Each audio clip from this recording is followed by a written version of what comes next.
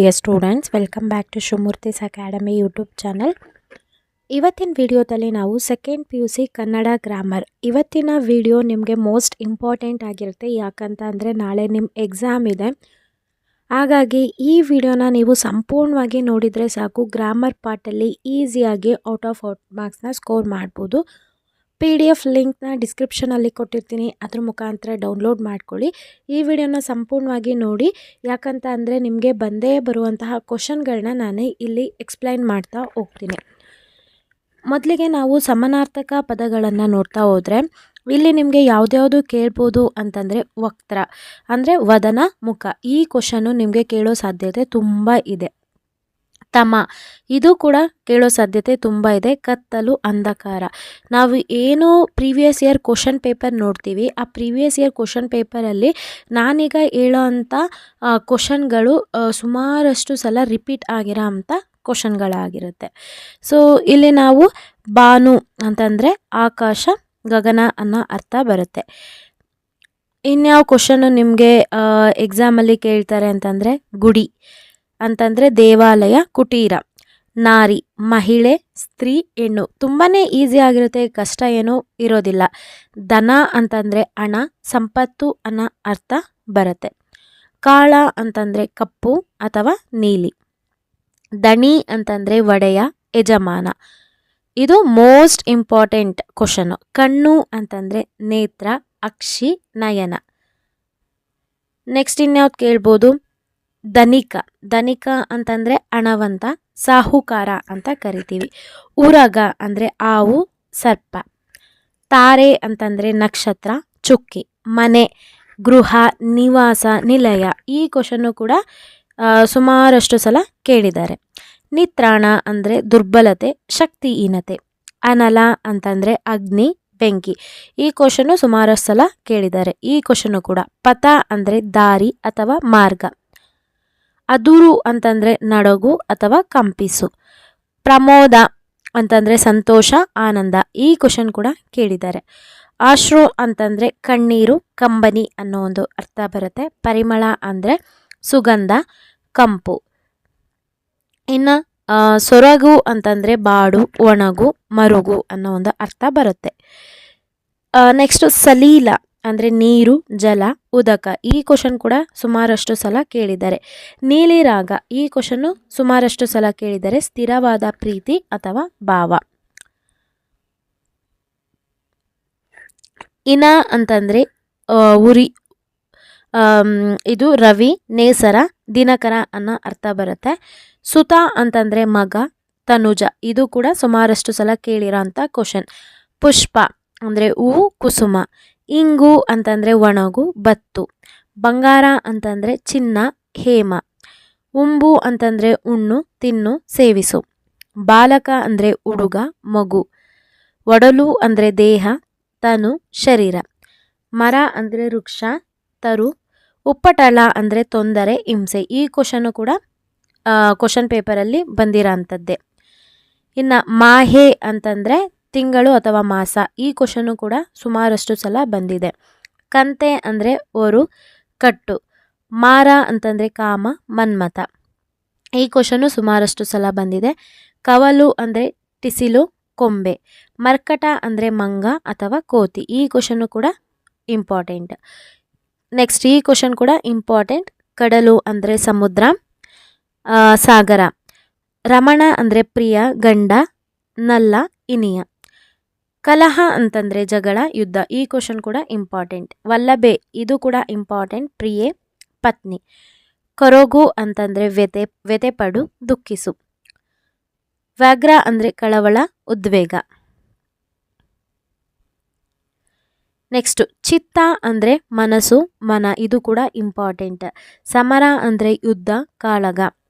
ಆನನ ಅಂತಂದರೆ ಮುಖ, ವಕ್ರ, ಮೊರೆ. ಇದು ಫಸ್ಟಲ್ಲಿ ರಿಪೀಟ್ ಆಯ್ತಲ್ಲ, ಅದೇ ಕ್ವಶನ್ನು. ಇದು ಕೂಡ ಇಂಪಾರ್ಟೆಂಟ್. ಪರಾಭವ ಅಂತಂದರೆ ಸೋಲು, ಅಪಜಯ. ಇದು ಕೂಡ ಇಂಪಾರ್ಟೆಂಟ್ ಕ್ವಶನ್. ಕಡುಪು ಅಂತಂದರೆ ಪರಾಕ್ರಮ, ಶೌರ್ಯ. ಇದು ಕೂಡ ಇಂಪಾರ್ಟೆಂಟ್. ಧರಿತ್ರಿ ಅಂದರೆ ಭೂಮಿ, ಅವನಿ, ಇಳೆ, ದರೆ ವಸುದೆ ಇದು ಕೂಡ ಇಂಪಾರ್ಟೆಂಟ್ ಆಗಿರುತ್ತೆ. ಈಗ ನಾನು ಏನು ಹೇಳಿದೆ ಸಮಾನಾರ್ಥಕ ಪದದಲ್ಲಿ ಈ ಕ್ವಶನ್ಗಳು ಬರೋ ಸಾಧ್ಯತೆ ತುಂಬ ಅಂದರೆ ತುಂಬ ಇರುತ್ತೆ. ಹಾಗೆ ಡಿಪಾರ್ಟ್ಮೆಂಟ್ ಕಡೆಯಿಂದ ಬಿಟ್ಟಿರುವಂಥ 3 ಮಾಡೆಲ್ ಕ್ವಶನ್ ಪೇಪರ್ನಲ್ಲಿ ಇರ್ತಕ್ಕಂಥ ಕ್ವಶನ್ಗಳನ್ನೂ ಕೂಡ ಚೆಕ್ ಮಾಡಿ. ಓಕೆನಾ.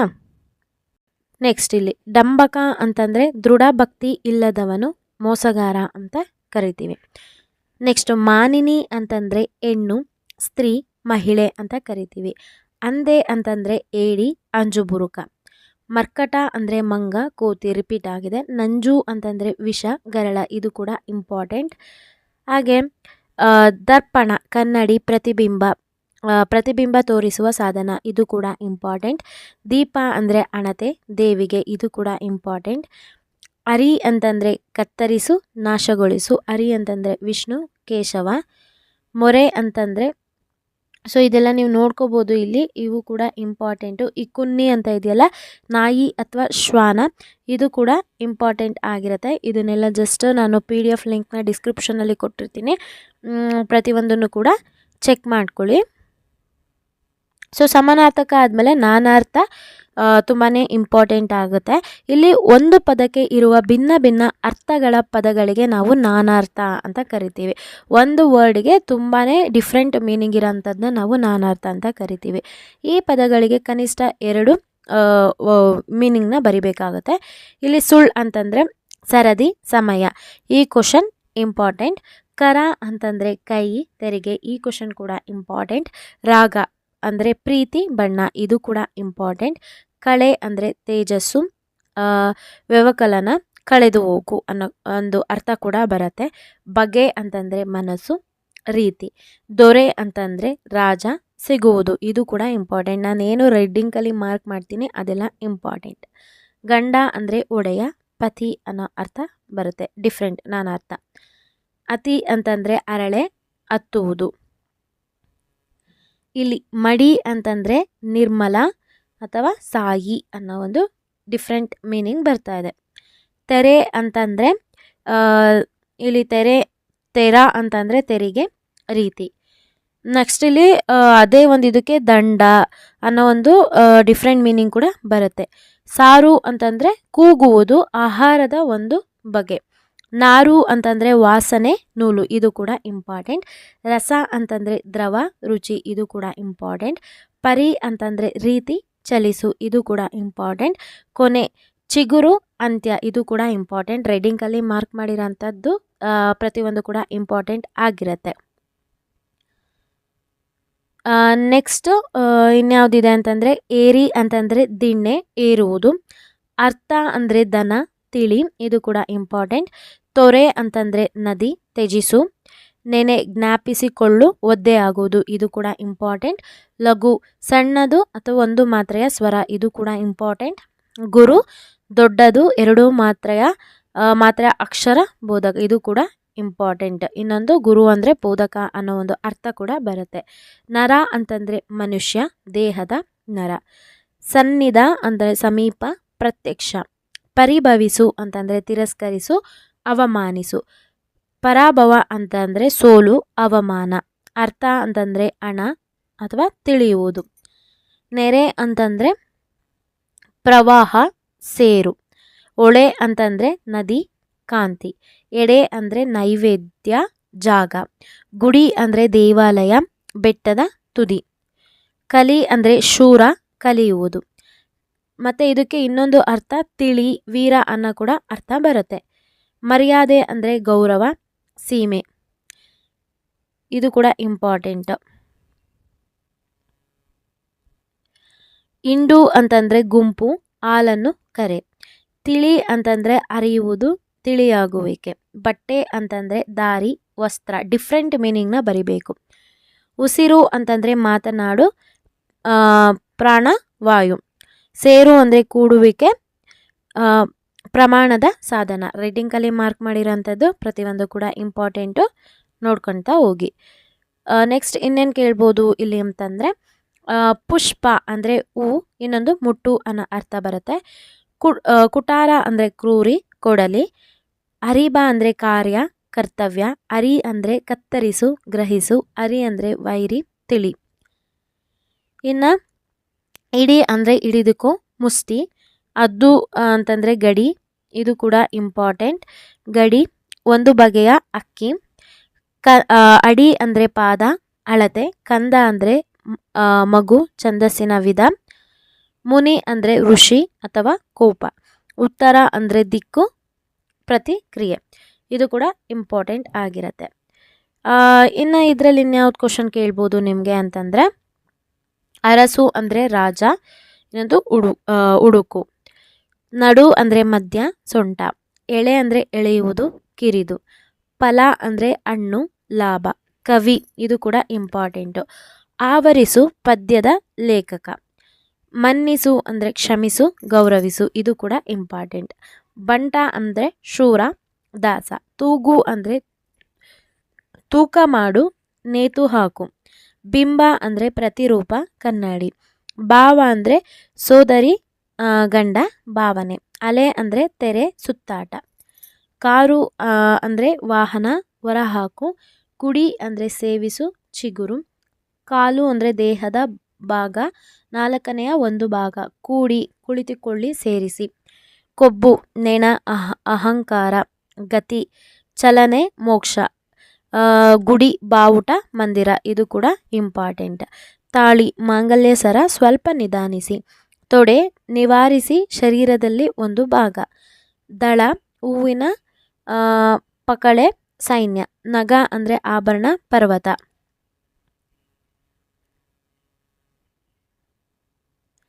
ಆಳು ಅಂತಂದರೆ ಸೇವಕ, ವೀರ, ಆಳುವಿಕೆ. ಉಡಿ ಅಂತಂದರೆ ಮಡಿಲು, ಪುಡಿ, ಪುಡಿ. ಊರು ಅಂತಂದರೆ ತೊಡೆ, ಗ್ರಾಮ, ದೃಢತೆ. ಎರಗು ಅಂದರೆ ಮೇಲೆ ಬೀಳು, ನಮಿಸು. ಹೊರಗು ಅಂದರೆ ಆಸರೆ ಪಡು, ಮಲಗು. ಕರೆ ಅಂದರೆ ಆವಾಹನ, ಕಲೆ.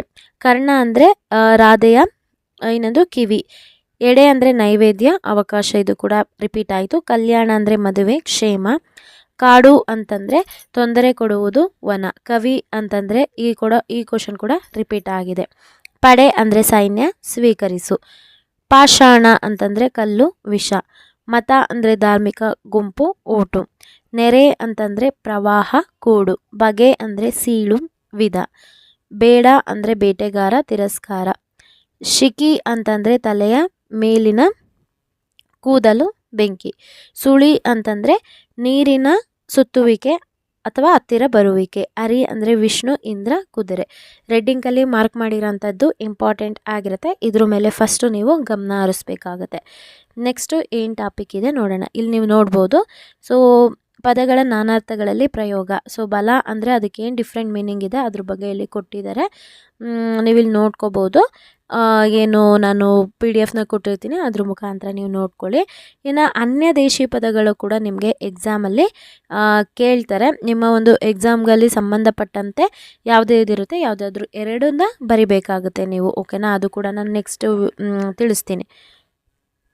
ಇನ್ನು ತತ್ಸಮ ತದ್ಭವ, ಇದು ಕೂಡ ಇಂಪಾರ್ಟೆಂಟ್ ಆಗಿರುತ್ತೆ. ಇಲ್ಲಿ ಯಾವ್ದ್ಯಾವ್ದು ಕ್ವಶನ್ ಬರ್ಬೋದು ಅಂತ ನಾವೀಗ ನೋಡ್ತಾ ಹೋಗೋಣ. ಸೊ ಟಿಕ್ ಮಾರ್ಕ್, ರೆಡ್ ಮಾರ್ಕಲ್ಲಿ ಮಾರ್ಕ್ ಮಾಡಿರೋಂಥದ್ದು ಫಸ್ಟು ಗಮನ ಕೊಡಿ. ಮಾಲ, ಮಾಲೆ. ಕ್ಷಮ, ಕ್ಷಮೆ. ಕಾವೇರಿ, ಕಾವೇರಿ. ಕರುಣ, ಕರುಣೆ. ಶಾಲಾ, ಶಾಲೆ. ಆಶಾ, ಆಸೆ ಅಥವಾ ಆಶೆ ಅನ್ನೋದು ಬರುತ್ತೆ. ಭಿಕ್ಷಾ, ಭಿಕ್ಷೆ. ನಿದ್ರಾ, ನಿದ್ದೆ. ದಯಾ, ದಯೆ. ವದ, ವದೆ. ಬಾಲ, ಬಾಲೆ. ಅಗ್ನಿ, ಅಗ್ಗಿ. ಆಕಾಶ, ಆಗಸ. ಮುಖ, ಮೊಗ.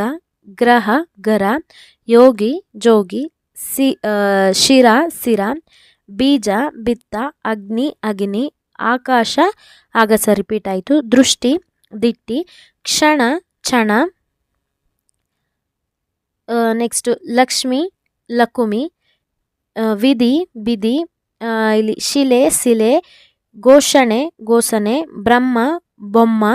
ವಿದ್ಯಾ, ವಿದ್ಯೆ. ವೇದ, ಭೇದ. ಮತ್ಸರ, ಮಚ್ಚರ. ವರ್ಷ, ವರುಷ. ಮುಗ್ದೆ, ಮುಗುದೆ. ಶುಂಠಿ, ಶುಂಠಿ. ಸೊ ರೆಡ್ ಮಾರ್ಕಲ್ಲಿ ಏನೇನೆಲ್ಲ ಟಿಕ್ ಆಗಿದೆ, ಸೊ ಇದೆಲ್ಲ ಕೂಡ ಇಂಪಾರ್ಟೆಂಟ್ ಆಗಿರುತ್ತೆ, ನೋಡ್ಕೊಳ್ಳಿ. ನೆಕ್ಸ್ಟು ಇಲ್ಲಿ ಜ್ವಾಲ, ಜ್ವಾಲೆ. ಸಂಸ್ಥಾ, ಸಂಸ್ಥೆ. ಲಕ್ಷ್ಮಿ, ಲಕ್ಷ್ಮಿ, ಲಕುಮಿ. ವೇಳ ವೇಳೆ, ಗಂಗಾ ಗಂಗೆ, ಯಶ ಜಸ, ವೀರ ಬೀರ, ಮುಖ ಮೊಗ, ಪರೀಕ್ಷಿಸು ಪರಿಕಿಸು, ಗೂಕ ಗೂಗೆ, ಯೋಗಿ ಜೋಗಿ. ರಿಪೀಟ್ ಆಗಿದೆ ಕೆಲವೊಂದುಗಳು, ಹಾಗಾಗಿ ಅದಾಗ್ತಾ ಇರೋದು. ಸಂಸ್ಕೃತ ಸಕ್ಕದ, ಕಸ್ತೂರಿ ಕತ್ತೂರಿ, ಸ್ವರ್ಗ ಸಗ್ಗ, ಆಶ್ಚರ್ಯ ಅಚ್ಚರಿ, ಪೃಥ್ವಿ ಪೊಡವೆ, ರಾಕ್ಷಸ ರಕ್ಕಸ, ತಪಸ್ವಿ ತವಸ್ವಿ, ಧ್ವನಿ ದನಿ, ದಾಳಿಂಬೆ ದಾಳಿಂಬೆ, ರತ್ನ ರನ್ನ, ವನ ಬನ, ಮೃತ್ಯು ಮಿತ್ಯು, ಅಕ್ಷರ ಅಕ್ಕರ, ಕಾವ್ಯ ಕಬ್ಬ, ಯುಗ ಜುಗ, ಶೂನ್ಯ ಸೊನ್ನೆ, ಚಂಪಕ ಸಂಪಿಗೆ, ಶಂಕ ಶಂಕು, ಮೂರ್ತಿ ಮೂರುತಿ. ನೆಕ್ಸ್ಟ್ ಇಲ್ಲಿ ನಿತ್ಯ ಇದು ಕೇಳ್ಬೋದು. ನಿತ್ಯ ನಿಚ್ಚ, ಯಜ್ಞ ಜನ್ನ, ಇಲ್ಲಿ ಶೇಷ ಶೇಷ, ಸರಸ್ವತಿ ಸರಸ್ವತಿ, ಸ್ತಂಭ ಕಂಬ, ಕಾವ್ಯ ಕಾವ, ವಂದ್ಯ ಬಂಜೆ. ಇಷ್ಟು ರೈಟಿಂಗಲ್ಲಿ ಮಾರ್ಕ್ ಮಾಡಿರೋಂಥದ್ದು ಇಂಪಾರ್ಟೆಂಟು, ತತ್ಸಮ ತದ್ಭವ ಆಗಿರುತ್ತೆ. ಇನ್ನು ನುಡಿಗಟ್ಟುಗಳನ್ನು ನಾವು ನೋಡೋದಾದರೆ, ಆ ನುಡಿಗಟ್ಟುಗಳನ್ನು ಕೊಟ್ಟು ಅದನ್ನು ನೀವು ಸ್ವಂತ ವಾಕ್ಯದಲ್ಲಿ ಬರಿಬೇಕಾಗತ್ತೆ. ಮೋಸ್ಟ್ ಇಂಪಾರ್ಟೆಂಟ್ ಕ್ವಶನ್ನು, ಕಾಲು ಕೀಳು ಅಂತಂದರೆ ನಾವೇನಾದರೂ ಅಪಾಯದಲ್ಲಿದ್ದಾಗ ನಾವು ಓಡಿ ಹೋಗ್ತೀವಲ್ಲ, ಅದಕ್ಕೆ ಕಾಲು ಕೀಳು ಅನ್ನೋ ಒಂದು ಅರ್ಥ ಬರುತ್ತೆ.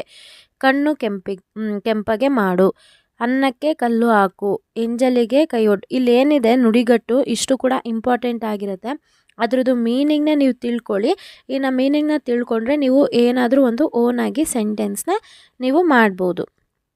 ಓಕೆನಾ? ಇಲ್ಲಿ ನೋಡ್ಕೊಳ್ಳಿ. ನೀವೇನಾದರೂ ಫಸ್ಟ್ ಟೈಮ್ ನಮ್ಮ ಯೂಟ್ಯೂಬ್ ಚಾನಲ್ ನೋಡ್ತಾ ಇದ್ದರೆ ಈ ಕೂಡಲೇ ಚಾನಲ್ಗೆ ಸಬ್ಸ್ಕ್ರೈಬ್ ಆಗಿ ಪಕ್ಕದಲ್ಲಿರೋ ಬೆಲ್ ಐಕನ್ನ ಕ್ಲಿಕ್ ಮಾಡಿ ಆಲ್ ನೋಟಿಫಿಕೇಷನ್ನ ಆನ್ ಮಾಡ್ಕೊಳ್ಳೋದ್ರಿಂದ ನಾನು ಅಪ್ಲೋಡ್ ಮಾಡೋ ಎಲ್ಲ ವೀಡಿಯೋಸು ನಿಮಗೆ ನೋಟಿಫಿಕೇಷನ್ ಮುಖಾಂತರ ಸಿಗುತ್ತೆ. ಹಾಗೆ ದ್ವಿರುಕ್ತಿ ನಾವು ನೋಡೋದಾದರೆ, ದ್ವಿರುಕ್ತಿ ಅಂತಂದರೆ ಒಂದು ವಿಶೇಷಾರ್ಥವನ್ನು ವ್ಯಕ್ತಪಡಿಸುವುದಕ್ಕೆ ಒಂದು ಪದವನ್ನು ಅಥವಾ ಒಂದು ವಾಕ್ಯವನ್ನು 2 ಸಲ ಪ್ರಯೋಗ ಮಾಡೋದಕ್ಕೆ ದ್ವಿರುಕ್ತಿ. ಯಾವುದಾದ್ರೂ ಒಂದು ವರ್ಡ್ ಇದ್ದರೆ 2 ಸಲ ನಾವು ರಿಪೀಟ್ ಮಾಡ್ತೀವಿ, ಅದನ್ನು ನಾವು ದ್ವಿರುಕ್ತಿ ಅಂತ ಕರಿತೀವಿ. ಇಲ್ಲಿ ನೀವು ಗಮನಿಸ್ಬೋದು, ಬೇಗ ಬೇಗ, ದೊಡ್ಡ ದೊಡ್ಡ, ಓಡಿ ಓಡಿ, ಅವಳು ಬೇಗ ಬೇಗ ನಡೆದು ಬರುತ್ತಿದ್ದಳು. ಸೊ ಈ ರೀತಿಯಾಗಿ ದ್ವಿರುಕ್ತಿನ ಬರಿಬೇಕಾಗುತ್ತೆ. ಮೊತ್ತ ಮೊದಲು ಇಲ್ಲಿರೋನು ಕೂಡ ನೀವು ದ್ವಿರುಕ್ತಿ ವರ್ಡ್ನ ತಿಳ್ಕೊಳ್ಳಿ. ಇದೇ ನಿಮ್ಗೆ ಬಿಡಿಸಿ ಬರೆಯೋದಕ್ಕೆ ಕೇಳಲ್ಲ, ದ್ವಿರುಕ್ತಿ ಬರೀರಿ ಅಂತ ಕೇಳ್ತಾರೆ. ಅಥವಾ ಅದನ್ನು ಕೂಡ ನಿಮ್ಮ ಸ್ವಂತ ವಾಕ್ಯದಲ್ಲಿ ಅವರೇ ದ್ವಿರುಕ್ತಿನ ಕೊಟ್ಬಿಟ್ಟು ಸ್ವಂತ ವಾಕ್ಯದಲ್ಲಿ ಬರೀರಿ ಅಂತ ಕೊಡ್ತಾರೆ. ಬೇಗ ಬೇಗ ಅಂದರೆ ಮಕ್ಕಳು ಬೇಗ ಬೇಗ ಶಾಲೆಗೆ ಬಂದರು. ಮೆಲ್ಲ ಮೆಲ್ಲನೆ, ಸೊ ಕಳ್ಳರು ಕಳ್ಳತನ ಮಾಡಲು ಅಥವಾ ಏನಾದರೂ ಒಂದು, ಅಂಬಾರಿ ಹೊತ್ತ ಆನೆಯು ಮೆಲ್ಲ ಮೆಲ್ಲನೆ ಸಾಗಿತು. ಮೆಲ್ಲ ಮೆಲ್ಲನೆ ಕಳ್ಳರು ಹೊಂಚು ಹಾಕುತ್ತಿದ್ದರು ಅಂತಲೂ ಕೂಡ ಬರಿಬೋದು. ಓಡೋಡಿ, ಶಾಲೆಯಲ್ಲಿ ಬೆಲ್ ಹೊಡೆದಾಗ ವಿದ್ಯಾರ್ಥಿಗಳು ಓಡೋಡಿ ಬಂದರು. ಈ ರೀತಿಯಾಗಿ ನಿಮ್ಮ ಒಂದು ಓನ್ ಸೆಂಟೆನ್ಸ್ ಮಾಡಿದರೆ ಸಾಕಾಗತ್ತೆ. ಇದು ದ್ವಿರುಕ್ತಿ ಆಯಿತು. ಇನ್ನು ವಿಭಕ್ತಿ ಪ್ರತ್ಯಯ ನಾನು ಸಪ್ರೇಟಾಗಿ ವಿಡಿಯೋ ಮಾಡಿದ್ದೀನಿ. ಆ ಒಂದು ವಿಡಿಯೋ ಲಿಂಕು ನಾನು ಡಿಸ್ಕ್ರಿಪ್ಷನಲ್ಲಿ ಕೊಟ್ಟಿರ್ತೀನಿ. ಅದರ ಮುಖಾಂತರ ನೀವು ಯಾವ ರೀತಿಯಾಗಿ ವಿಭಕ್ತಿಯಲ್ಲಿ 2 ಮಾರ್ಕ್ಸ್ನ ಈಸಿಯಾಗಿ ಸ್ಕೋರ್ ಮಾಡ್ಕೋಬೋದು ಅಂತ ತಿಳಿಸ್ಕೊಟ್ಟಿದ್ದೀನಿ ನೋಡಿ. ಅಥವಾ ಇಲ್ಲೇ ಬೇಕಿದ್ರೆ ಎಕ್ಸ್ಪ್ಲೈನ್ ಕೂಡ ಮಾಡ್ತೀನಿ ನೋಡಿ. ಸೊ ಅಲ್ಲಿ ಕಂಪ್ಲೀಟಾಗಿ ಎಕ್ಸ್ಪ್ಲೈನ್ ಮಾಡಿದ್ದೀನಿ ನೋಡಿ, ಡಿಸ್ಕ್ರಿಪ್ಷನಲ್ಲಿ ಇರುತ್ತೆ. ಇನ್ನು ಗುಣವಾಚಕ, ಇದು ಕೂಡ ಮೋಸ್ಟ್ ಇಂಪಾರ್ಟೆಂಟು, ಮತ್ತು ಮಕ್ಕಳು ಇಲ್ಲೇ ಮಾರ್ಕ್ಸ್ನ ಕಳ್ಕೊಳ್ಳೋದು. ಸುಂದರ ನಾಡು, ಸುಂದರ ನಾಡಿನಲ್ಲಿ ಸುಂದರ ಅನ್ನೋದು ಗುಣವಾಚಕ. ಒಳ್ಳೆಯ ಹುಡುಗಿ, ಆ ಹುಡುಗಿ ಎಂಥ ಹುಡುಗಿ, ಒಳ್ಳೆ ಹುಡುಗಿ ಅನ್ನೋದು ಅದು ಅವಳ ಗುಣನ ತೋರಿಸುತ್ತೆ. ಅದಕ್ಕೆ ಅಲ್ಲಿ ಒಳ್ಳೆಯ ಅನ್ನೋದು ಗುಣವಾಚಕ ಆಗಿದೆ. ಹಸಿರು ಬಟ್ಟೆ, ಎಂಥ ಬಟ್ಟೆ, ಹಸಿರು ಅನ್ನೋದು ಗುಣವಾಚಕ. ದೊಡ್ಡ ಹುಡುಗ, ಎಂಥ ಹುಡುಗ ಅನ್ನೋ ದೊಡ್ಡ ಹುಡುಗ, ಹಾಗಾಗಿ ದೊಡ್ಡ ಅನ್ನೋದು ಗುಣವಾಚಕ. ಗೂಗೆ ಮರಿ, ಸೊ ಅಲ್ಲಿ ಗೂಗೆ ಅನ್ನೋದು ಗುಣವಾಚಕ ಆಯಿತು. ಎಮ್ಮರ, ಅದರಲ್ಲಿ ಹಿರಿಯ ಅಥವಾ ಹಿರಿದು ಅನ್ನೋದು ಬರುತ್ತೆ. ಕಡು ಪಾಪ, ಅದರಲ್ಲಿ ಕಡು, ಇದು ಇಂಪಾರ್ಟೆಂಟು. ಘೋರ ಪಾಪಿ, ಇದರಲ್ಲಿ ಘೋರ ಇಂಪಾರ್ಟೆಂಟ್. ದುರ್ಜನ, ಇದರಲ್ಲಿ ಇದು ದುರ್ಜನ ಅನ್ನೋದು ಇಂಪಾರ್ಟೆಂಟ್. ದುರ್ಗಂಧ, ಇದು ಕೂಡ ಇಂಪಾರ್ಟೆಂಟ್ ಕ್ವಶನ್. ಕಿರು ಆದಿ, ಇದು ಕೂಡ ಇಂಪಾರ್ಟೆಂಟ್. ಹಸಿರು ಕಂಬಳಿ, ಹಸಿರು. ಸಣ್ಣ ಕರಳು, ಸಣ್ಣ. ಹಾಡು ಅಕ್ಕಿ, ಹಾಡು. ಶುದ್ಧ ನೀರು, ಶುದ್ಧ, ಇದು ಕೂಡ ಇಂಪಾರ್ಟೆಂಟ್. ಸ್ವಚ್ಛ ಸಮುದ್ರದಲ್ಲಿ ಸ್ವಚ್ಛ ಗುಣವಾಚಕ. ಬೆಳಕಿನ ಬಿತ್ತ, ಬೆಳಕಿನ. ಮರಿ ಮೀನು, ಮರಿ. ಉಗ್ರ ಕೋಪ, ಉಗ್ರ. ಗಟ್ಟಿ ಪಾದ, ಗಟ್ಟಿ. ನಳಿನಾನನೆ, ನಳಿನ. ದೊಡ್ಡ ಮರ, ದೊಡ್ಡ. ಎಳೆ ಬಿಸಿಲು, ಎಳೆ. ದೊಡ್ಡ ಕಲ್ಲು, ದೊಡ್ಡ. ಬೆಳ್ಳಿ ಲೋಟ, ಬೆಳ್ಳಿ. ಎಳೆ ಮೂಗು, ಎಳೆ. ಕಲಿ ಭೀಮ, ಕಲಿ. ಹಿತವಚನ, ಹಿತ. ರಸಬಳ್ಳಿ, ರಸ. ರೆಡ್ಡಿಂಕಲ್ಲಿ ಮಾರ್ಕ್ ಮಾಡಿರೋಂಥದ್ದು ಇಂಪಾರ್ಟೆಂಟ್ ಗುಣವಾಚಕ ಕ್ವಶನ್ಗಳು ಆಗಿರುತ್ತೆ, ನೋಡ್ಕೊಳ್ಳಿ. ಇನ್ನು ಇದರಲ್ಲಿ ವಕ್ತ್ರ ಪದ್ಮ, ಇದರಲ್ಲಿ ವಕ್ತ್ರ ರೆಡ್ಡಿಂಕಲ್ಲಿ ಮಾರ್ಕ್ ಮಾಡೋದೆಲ್ಲ ಇಂಪಾರ್ಟೆಂಟು, ಪದೇ ಪದೇ ಹೇಳೋದಿಲ್ಲ ನಾನು. ಪೊಲ್ಲವಾರ್ತೆ ಪೊಲ್ಲ. ಮಂಗಳ ಲಿಂಗ ಮಂಗಳ. ಲಘು ವರ್ತನ ಲಘು. ಘೋರ ಪಾತಕಿ ಘೋರ. ಘೋರತರ ವಿಷ ಘೋರ. ಕುಜನರು ಕೆಟ್ಟ. ಕುಜನ ಅಂದರೆ ಕೆಟ್ಟ ಅನ್ನೋದು ಬರುತ್ತೆ, ಅಲ್ಲಿ ಕೆಟ್ಟ ಅಂತ ಬರಿಬೇಕಾಗತ್ತೆ. ಅಪ್ರತಿಮ ಅಪ್ರತಿಮಲ್ಲ ಅಪ್ರತಿಮ. ಇಲ್ಲಿ ಮರಿಗೂಗೆ, ಅದರಲ್ಲಿ ಮರಿ. ಬಂಗಾರದ ಬಳೆ ಬಂಗಾರ. ಇನ್ನು ಉಸಿನಿದ್ದೆ ಉಸಿ. ಇನ್ನು ಕೊರವ ಕೂಡು ಕೊರೆ. ಆಸುಗುಂಬಿ ಆಸು. ಬಲಿಷ್ಠ ಕೈಗಳು ಬಲಿಷ್ಠ. ಅಡೆದವ್ವ ಅಡೆ. ಎಡಗಣ್ಣು ಎಡ. ಇಷ್ಟು ಇಂಪಾರ್ಟೆಂಟ್ ಆಗಿರುತ್ತೆ. ಹಾಗೆ ಇಲ್ಲಿ ಮಲತಾಯಿ ಮಲ. ದುರ್ದೈವ ದುರ್. ಉಜ್ವಲ ಭವಿಷ್ಯ ಉಜ್ವಲ. ಅಪಸ್ವರ ಅಪ. ಮಂಕಾದ ಮಡದಿ ಮಂಕು. ಸೊ ಇನ್ನು ನಾನು ಏನೇನು ಹೇಳಿದ್ದೀನಿ ಅದೆಲ್ಲ ಕೂಡ ಇಂಪಾರ್ಟೆಂಟ್ ಆಗಿರುತ್ತೆ.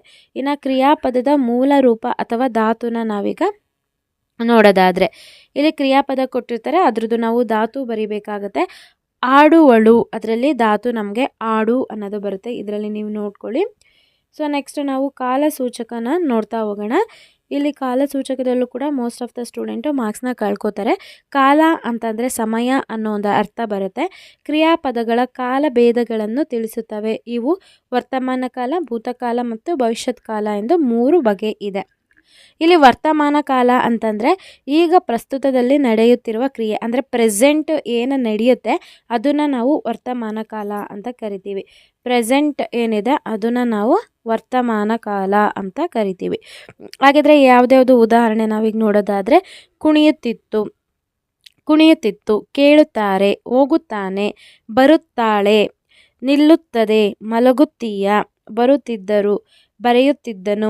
ನೋಡುತ್ತಾನೆ. ಇದೇನು ಇದಿದೆ ಇಲ್ಲಿ ಉದಾಹರಣೆ ಅಂತ ಕೊಟ್ಟಿದ್ದಾರೆ, ಇದರಲ್ಲೇ ನಿಮಗೆ ಬರೋದು ವರ್ತಮಾನ ಕಾಲ. ಅಂದರೆ ಪ್ರೆಸೆಂಟಲ್ಲಿ ನೀವು ಏನು ಮಾಡ್ತಿರ್ತೀರ ಅದನ್ನು ನೀವು ಬರಿಬೇಕಾಗುತ್ತೆ.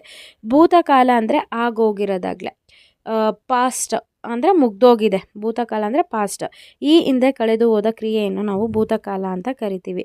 ನೋಡಿತು, ಓದನು, ಓದವು, ಆಮೇಲೆ ಮಡಿದರು, ಓದರು, ಮಾಡಿದಾಗ, ಇವೆಲ್ಲ ನಿಮಗೇನಾಯಿತು ಭೂತಕಾಲ ಆಯಿತು.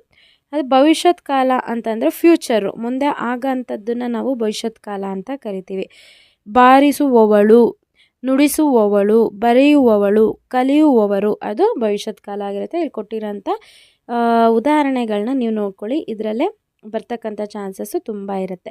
ಇನ್ನು ನಿಷೇಧಾರ್ಥಕ ಪದಗಳು ಅಂತಂದರೆ ಕ್ರಿಯೆ ಒಂದು ನಡೆಯಲಿಲ್ಲ ಎಂಬ ಅರ್ಥವನ್ನು ಸೂಚಿಸುವ ಕ್ರಿಯಾಪದಗಳಿಗೆ ನಿಷೇಧಾರ್ಥಕ. ಅಂದರೆ ಇದು ನಾವು ನೆಗೆಟಿವ್ ಆಗಿ ಹೇಳೋ ರೀತಿ, ಸಿಂಪಲ್ಲಾಗಿ ಅಂದರೆ ನೆಗೆಟಿವ್ ಆಗಿ ಹೇಳೋ ರೀತಿಯಾಗಿ ಇರುತ್ತೆ. ಹೋಗುವನು, ಹೋಗನು, ಇದು ಇಂಪಾರ್ಟೆಂಟು. ಬರುವರು, ಬಾರರು. ನೋಡಿದಳು, ನೋಡಳು. ಸೊ ಇದೆಲ್ಲ ನಿಷೇಧಾರ್ಥಕ ರೂಪ ಆಗಿರುತ್ತೆ. ಇಲ್ಲಿ ಕೊಟ್ಟಿರೋಂಥದ್ದನ್ನೇ ನೀವು ನೋಡ್ಕೊಳ್ಳಿ, ಇದರಲ್ಲಿ ಪಕ್ಕ ಒಂದು ಕ್ವಶನ್ನು ನಿಮಗೆ ಬಂದೇ ಬರುತ್ತೆ. ಇನ್ನು ವಿರುದ್ಧಾರ್ಥಕ ಪದಗಳನ್ನ ನೋಡ್ತಾ ಹೋಗೋದಾದರೆ, ಇಲ್ಲಿ ದುರ್ಜನರು ಅಂತಂದರೆ ಸಜ್ಜನರು. ಸೊ ನಿಮ್ಮ ಒಂದು ಇದರಲ್ಲಿ ಅವರೇನು ಕೇಳಿಲ್ಲ ಬ್ಲೂ ಪ್ರಿಂಟಲ್ಲಿ, ಆದರೂ ಕೂಡ ವಿರುದ್ಧಾರ್ಥಕ ಪದ ನೋಡ್ಕೊಳ್ಳಿ. ಜೋಡು ನುಡಿ ಕೂಡ ನೋಡ್ಕೊಂಡಿರಿ, ಬರ್ಬೋದು. ಇಲ್ಲಿ ಹಳೆಯ ವರ್ಷದ್ದು ನಿಮಗಿಲ್ಲಿ ಪ್ರಶ್ನೆ ಪತ್ರಿಕೆ ಅಂದರೆ ಪ್ರೀವಿಯಸ್ ಇಯರ್ ಕ್ವಶನ್ ಪೇಪರಲ್ಲಿ ಏನು ಭಾಷಾಭ್ಯಾಸ ಕೇಳಿದ್ದಾರೆ ಅಂತಂದರೆ, ಇವಾಗ ನೀವಿಲ್ಲಿ ಗಮನಿಸ್ಬೋದು ನೋಡಿ. ಪದಗಳ ಅರ್ಥ ಈಗ ನಿಮಗಿಲ್ಲ, ಜಸ್ಟ್ ತಿಳ್ಕೊಂಡಿರಿ. ಸಮಾನಾರ್ಥಕ ಪದ ಭೂಮಿ ಅಂದರೆ ದರೆ, ಇಳೆ. ಮನೆ ಅಂದರೆ ಗೃಹ. ಗುಣವಾಚಕದಲ್ಲಿ ಎಮ್ಮರ ಅಂದರೆ ಇರಿದಾದ. ಶುದ್ಧ ನೀರು ಶುದ್ಧ. ಸೊ ಇಷ್ಟು ಕೂಡ ನಿಮಗೆ ಪ್ರೀವಿಯಸ್ ಇಯರ್ ಕ್ವಶನ್ ಪೇಪರಲ್ಲಿ ಬಂದಿರೋಂಥದ್ದು. ಸೊ ಯಾವ ವರ್ಷದಲ್ಲಿ ಬಂದಿದೆ ಏನು ಅನ್ನೋದು ಕೂಡ ಅಲ್ಲಿ ನೋಟ್ ಡೌನ್ ಮಾಡಿದ್ದೀವಿ. ಇದೇ ರೀತಿಯಾಗಿ ನೀವು ಓದ್ಕೊಳ್ಳಿ. ಮತ್ತು ಆದಷ್ಟು ಈ ವಿಡಿಯೋಗೆ ಲೈಕ್ ಮಾಡಿ, ಹಾಗೆ ನಿಮ್ಮ ಫ್ರೆಂಡ್ ಸರ್ಕಲ್ನಲ್ಲಿ ಈ ವಿಡಿಯೋನ ಶೇರ್ ಮಾಡಿ. ನೀವಿನ್ನೂ ಚಾನಲ್ಗೆ ಸಬ್ಸ್ಕ್ರೈಬ್ ಆಗದಲ್ಲೇ ವೀಡಿಯೋಸ್ ನೋಡ್ತಾ ಇದ್ದೀರಾ ಅಂತಂದರೆ ಸಬ್ಸ್ಕ್ರೈಬ್ ಆಗಿ, ಯಾಕಂತಂದರೆ ಇದೇ ರೀತಿಯಾದಂಥ ವೀಡಿಯೋಸು ಬರ್ತಾ ಇರುತ್ತೆ.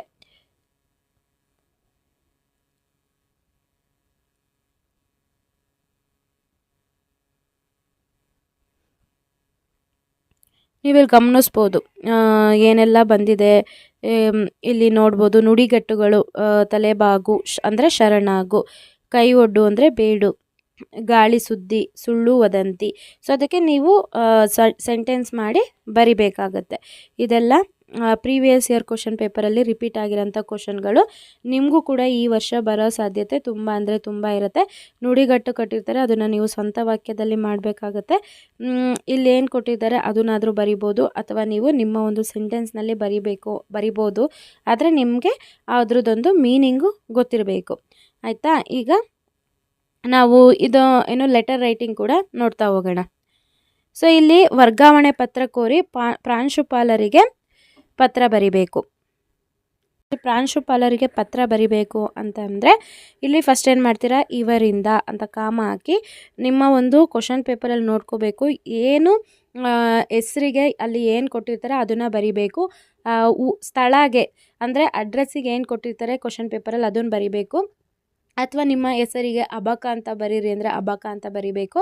ಊರಿಗೆ ಕಚಟತಪ್ಪ ಅಂತ ಬರೀರಿ ಅಂದರೆ ಅದನ್ನು ಬರಿಬೇಕು. ಏನು ಕೊಟ್ಟಿಲ್ಲ ಅಂತಂದರೆ ಸೊ ನೀವು ಏನಾದರೂ ಒಂದು ಇಮ್ಯಾಜಿನ್ ಮಾಡಿಕೊಂಡು ಬರಿಬೇಕಾಗತ್ತೆ. ಕಾಮ ಹಾಕಿದರೆ ಇಲ್ಲಿ ಪುಲಿ ಸ್ಟಾಪ್ ಇಟ್ಟರೆ ಇವರಿಗೆ ಯಾರಿಗೆ ಬರಿತಾ ಇದ್ದೀರಾ, ಪ್ರಾಂಶುಪಾಲರಿಗೆ ಬರಿತಾ ಇದ್ದೀರಾ. ಸೊ ಯಾವುದೋ ಒಂದು ಕಾಲೇಜು ಮತ್ತು ಯಾವ ಊರು ಅನ್ನೋದನ್ನು ಹಾಕಿ, ಅದಾದ ಕೆಳಗೇನೆ ಮಾನ್ಯರೇ ಅಂತ ಬರೆದು ಸೊ ಕಾಮ ಹಾಕಬೇಕಾಗತ್ತೆ. ಅದಾದಮೇಲೆ ಒಂದು ಸ್ವಲ್ಪ ಲೈನ್ ಬಿಟ್ಟು ವಿಷಯ ಅಂತ ಬರೆದು ವರ್ಗಾವಣೆ ಪತ್ರ ಕೋರಿ ಮನವಿ ಪತ್ರ, ವರ್ಗಾವಣೆ ಪತ್ರ ಕೋರಿ ಮನವಿ ಪತ್ರ ಅಂತ ಇಲ್ಲಿ ಬರೀರಿ. ಮನವಿ ಪತ್ರ ಅಂತ ಬರೀರಿ. ಆಯಿತಾ? ಸೊ ನಿಮ್ಮ ಎಕ್ಸಾಮಲ್ಲಿ ಅಂಕಪಟ್ಟಿ ಕೇಳ್ಬೋದು, ಅಥವಾ ಇನ್ನೇನಾದರೂ ಸ್ಟಡಿ ಸರ್ಟಿಫಿಕೇಟ್ ಕೇಳ್ಬೋದು. ಇಲ್ಲಿ ಬರೀ ವರ್ಗಾವಣೆ ಪತ್ರ ಅಂತಲ್ಲ, ಅಂಕಪಟ್ಟಿ ಆಗಿರ್ಬೋದು, ಸ್ಟಡಿ ಸರ್ಟಿಫಿಕೇಟ್ ಆಗಿರ್ಬೋದು, ಏನಾದರೂ. ಅಥವಾ ನಿಮ್ಮ ಪ್ರಾಂಶುಪಾಲರಿಗೆ 2 ದಿನ ರಜಾ ಕೋರಿ ಪತ್ರ ಬರೀರಿ ಅಂತ ಕೇಳ್ಬೋದು. ಸೊ ಫಾರ್ಮೇಟ್ ಇದೇ ಇರುತ್ತೆ. ಅಲ್ಲಿ ನಿಮಗೆ ರಜಾ ಕೋರಿ ಅಂತಂದರೆ 2 ದಿನ ರಜಾ ಕೋರುವ ಮನವಿ ಪತ್ರ ಅಂತ ನೀವು ವಿಷಯದಲ್ಲಿ ಬರಿಬೇಕಾಗತ್ತೆ. ಅದಾದಮೇಲೆ ಇಲ್ಲಿ ಒಂದು ಲೈನ್ ಬಿಟ್ಬಿಟ್ಟು, ಸೊ ಒಂದು ಸ್ಪೇಸ್ ಬಿಟ್ಬಿಟ್ಟು ಮೇಲ್ಕಂಡ ವಿಷಯಕ್ಕೆ ಸಂಬಂಧಿಸಿದಂತೆ ನಾನು ಅಂತ ಹೇಳ್ಬಿಟ್ಟು ನಿಮ್ಮೊಂದು ಶೈಕ್ಷಣಿಕ ಸಾಲಿನ ದ್ವಿತೀಯ PUCಯಲ್ಲಿ ಓದಿದ್ದು ಪ್ರಥಮ ದರ್ಜೆಯಲ್ಲಿ ಉತ್ತೀರ್ಣನಾಗಿದ್ದೇನೆ. ನನ್ನ ಮುಂದಿನ ಭವಿಷ್ಯವನ್ನು ಮುಂದಿನ ವಿದ್ಯಾಭ್ಯಾಸವನ್ನು ಮುಂದುವರಿಸಲು ದ್ವಿತೀಯ PUCಯ ವರ್ಗಾವಣೆ ಪತ್ರ. ಸೊ ಇಲ್ಲಿ ನಿಮ್ಗೆ ಅಂಕಪಟ್ಟಿ ಬೇಕು ಅಂದರೆ ಅಂಕಪಟ್ಟಿ ಅಂತ ನೀವು ಬರೀಬೇಕು, ಅವಶ್ಯಕತೆ ಇರುತ್ತದೆ. ಆದ್ದರಿಂದ ಈ ಕೂಡಲೇ ವರ್ಗಾವಣಾ ಪತ್ರವನ್ನು ರವಾನಿಸಬೇಕೆಂದು ವಿನಮ್ರವಾಗಿ ವಿನಂತಿಸಿಕೊಳ್ಳುತ್ತಿದ್ದೇನೆ. ಇಂಪಾರ್ಟೆಂಟ್. ಇಲ್ಲಿ ಗೌರವಗಳೊಂದಿಗೆ ಅಥವಾ ವಂದನೆಗಳೊಂದಿಗೆ ಅಂತ ಹಾಕಿ ಕಾಮ ಹಾಕ್ಬಿಟ್ಟು ಇಲ್ಲಿ ದಿನಾಂಕ ಮತ್ತು ಸ್ಥಳ ಬರೆದು ಇಲ್ಲಿ ಇಂತಿ ತಮ್ಮ ವಿಧೇಯ ವಿದ್ಯಾರ್ಥಿ ಅಥವಾ ವಿದ್ಯಾರ್ಥಿನಿ ಅಂತ ಹಾಕಿ ಸಹಿ ಅಂತ ಹಾಕಿ ಹೆಸರನ್ನ ಬರಿಬೇಕು. ಇದು ನಿಮಗೆ ಏನು ಪ್ರಾಂಶುಪಾಲರಿಗೆ ಬರೆಯುವಂಥ ಲೆಟರ್ ಆಯಿತು. ಅಥವಾ ಬ್ಯಾಂಕ್ ಮ್ಯಾನೇಜರ್ಗೆ ನನಗೆ ಮುಂದಿನ ವಿದ್ಯಾಭ್ಯಾಸ ಮಾಡಲಿಕ್ಕೆ ನನಗೆ ಶೈಕ್ಷಣಿಕ ಸಾಲ ಬೇಕು ಅಂತ ಬ್ಯಾಂಕ್ ಮ್ಯಾನೇಜರಿಗೆ ಬರೆಯೋದು. ಅಥವಾ BBMP ಅವರಿಗೆ ನಮ್ಮ ಬೀದಿನಲ್ಲಿ ಲೈಟ್ ಬೇಕು ಅನ್ನೋದಕ್ಕೆ ಬರಿಬೋದು. ಸೊ ಆ ರೀತಿಯಾಗಿ ಅವರು ಯಾವುದೇ ಕ್ವಶನ್ ಕೇಳಿದ್ರು ಇದೇ ಫಾರ್ಮೇಟ್ ಆಗಿರುತ್ತೆ. ಅಲ್ಲಿ ನೀವು ಈ ರೀತಿಯಾಗಿ ಫಾರ್ಮೆಟ್ನ ಕಲ್ತ್ಕೊಂಡಿದ್ರೆ ಯಾವುದನ್ನಾದರೂ ಬರಿಬೋದು. ಇನ್ನು ವ್ಯಾವಹಾರಿಕ ಪತ್ರ ಕೇಳಿದರೆ ಪುಸ್ತಕಗಳನ್ನು ಅಂಚೆ ಮೂಲಕ ಕಳಿಸುವಂತೆ ಪುಸ್ತಕಾಲಯಕ್ಕೆ ಅಥವಾ ಗ್ರಂಥಾಲಯಕ್ಕೆ ಪತ್ರ ಬರಿಬೇಕು. ಅಂದರೆ ನೀವೇನು ಮಾಡಬೇಕು, ಗ್ರಂಥಾಲಯಕ್ಕೆ ಯಾವುದೋ ಒಂದು ಬುಕ್ ಬೇಕಾಗಿರುತ್ತೆ, ಅದಕ್ಕೆ ಅವರಿಗೊಂದು ಪತ್ರ ಬರಿಬೇಕಾಗುತ್ತೆ. ಸೇಮ್ ಇವರಿಂದ ಅದನ್ನು ನಿಮ್ಮ ಹೆಸರು ಅಡ್ರೆಸ್ಸು ಹಾಕ್ತೀರ. ಯಾರಿಗೆ? ವ್ಯವಸ್ಥಾಪಕರು.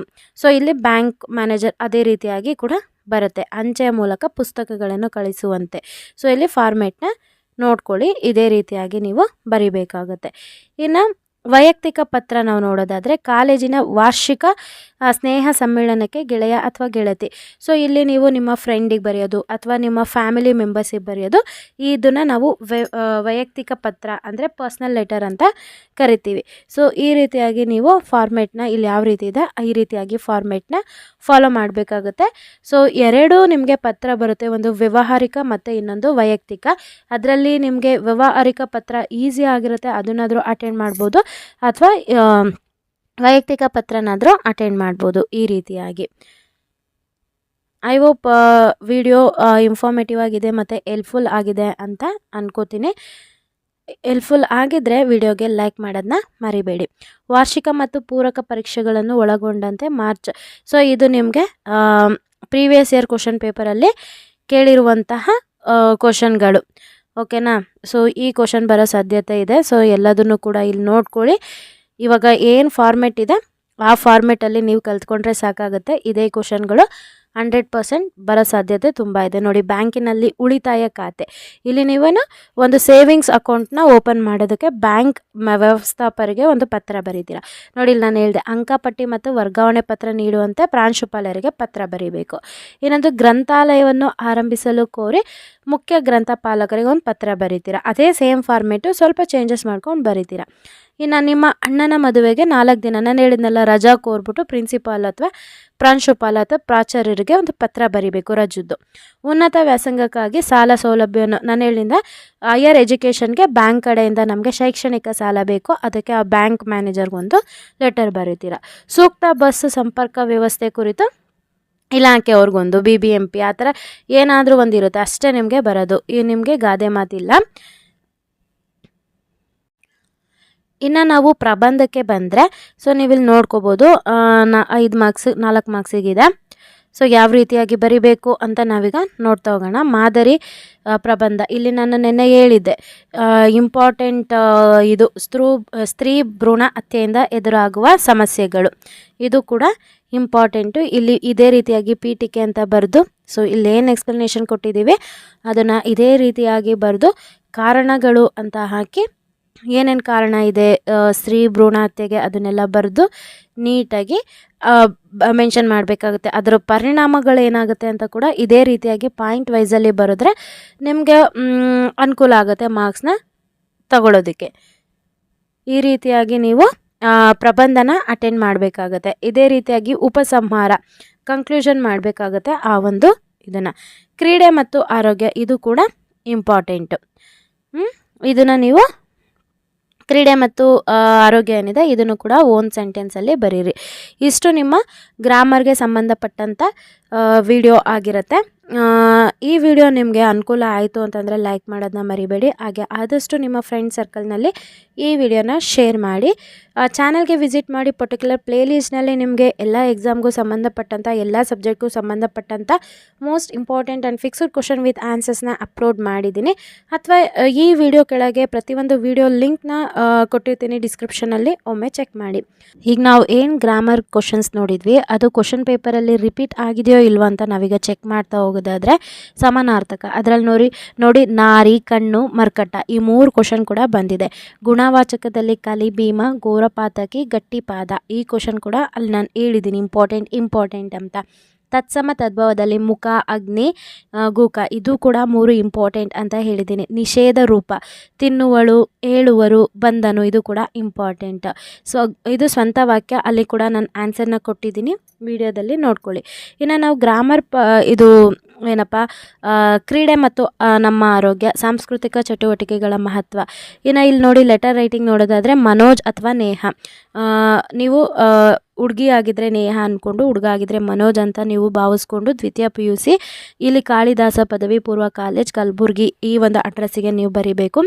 ಇಲ್ಲೇನು ಅಂತಂದರೆ ಗೆಳೆಯ ಅಥವಾ ಗೆಳತಿಗೆ ವಾರ್ಷಿಕ ಪರೀಕ್ಷೆ ಸಿದ್ಧತೆ ಅದನ್ನು ಬರಿಬೇಕಾಗುತ್ತೆ. ಅಥವಾ ಅದನ್ನು ನೀವು ಬರಿತಾ ಇಲ್ಲ, ಆ ಲೆಟರ್ ರೈಟಿಂಗ್ ಅಟೆಂಡ್ ಮಾಡ್ತಾ ಇಲ್ಲ ಅಂತಂದರೆ ಪ್ರದೀಪ್ ಅಥವಾ ಪ್ರಮಣಿ ಅಂತ ನೀವು ಭಾವಿಸ್ಕೊಂಡು ಇಲ್ಲಿ ಕೊಟ್ಟಿರೋಂಥ ಅಡ್ರೆಸ್ನ ಇದು ಮಾಡಿಕೊಂಡು ಇಲ್ಲಿ ಸ್ಟೇಟ್ ಬ್ಯಾಂಕ್ ಆಫ್ ಇಂಡಿಯಾ ಅವರು ಶಾಖೆ ವ್ಯವಸ್ಥಾಪಕರಿಗೆ ಒಂದು ಸೇವಿಂಗ್ಸ್ ಅಕೌಂಟ್ನ ಓಪನ್ ಮಾಡೋದಕ್ಕೆ ನೀವು ಒಂದು ಮನವಿ ಪತ್ರ, ನಾನು ಹೇಳ್ದಲ್ಲ ಅದರಲ್ಲೂ ಫಾರ್ಮೇಟಲ್ಲಿ ಯಾವ ರೀತಿಯಾಗಿ ಅಂತ ನೀವು ಗಮನಿಸ್ಬೋದು. ಅದೇ ಇಲ್ಲಿ ರಿಪೀಟ್ ಆಗಿರೋಂಥದ್ದು.